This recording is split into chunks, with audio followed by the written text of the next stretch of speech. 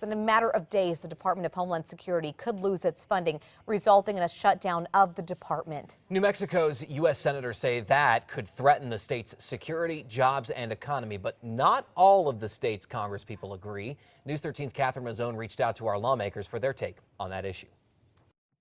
The possible shutdown is all because a resolution funneling money into DHS is set to expire on Friday. The House has already sent a funding bill to the Senate. Senate Republicans say they should move forward with a bill that would fund DHS but stop Obama's executive actions. Democrats say they'll block a bill that doesn't include Obama's immigration reforms. Recently, a federal district court judge temporarily stopped Obama's executive actions. The focus of those? Programs that could mean millions of undocumented immigrants get to stay in the U.S. through temporary work authorization. So now funding for the Department of Homeland Security is in limbo. DHS says a shutdown would mean they wouldn't be able to train new employees, like those who protect the border and work at TSA. Plus, they say 15% of their 30,000 existing employees would be furloughed. I'm not willing to tell our Border Patrol agents and TSA officers with families to feed that they still need to go to work, but they aren't going to get paid. New Mexico's 2 Democratic senators took to the floor in the U.S. Capitol to voice their concerns over a possible shutdown.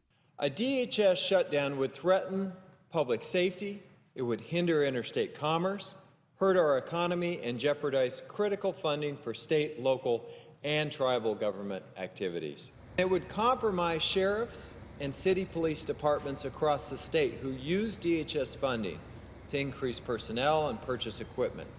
Democratic Representative Ben Lujan says missing the next deadline would not only threaten our national security, it would also harm the many New Mexicans who work for the department. He says Republicans should end these political games and put our national security first. We also asked House Republican Representative Steve Pierce his take. It's a concern. That's the reason that we passed the funding bill. Right now, the Senate Democrats have taken a calculated move and said they're not going to do anything. I think the American people will speak back about that. According to DHS, Congress has several options now. They can let the funding run out, pass another short-term resolution, something the department says will still make it difficult to operate, pass a year-long resolution, or a full-year appropriations bill. DHS says they're hoping for that fourth option. Catherine Mazzone, KRQE News 13. And we also reached out to Representative Michelle Lujan Grisham, but she did not get back to us after several attempts.